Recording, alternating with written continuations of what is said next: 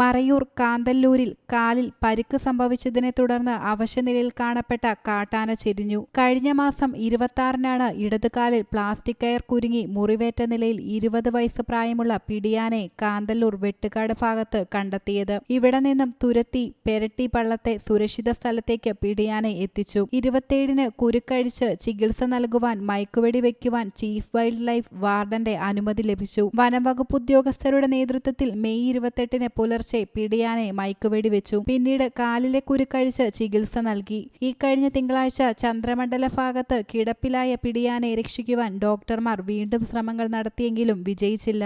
ആനയുടെ ജീവൻ നഷ്ടമായി. വനംവകുപ്പിന്റെ പ്രത്യേക സംഘം ആനയെ നിരീക്ഷിച്ചു വരുന്നുണ്ടായിരുന്നു. ആനയുടെ ജഡം പോസ്റ്റ്മോർട്ടം നടത്തി സംസ്കരിച്ചു. News desk you talk.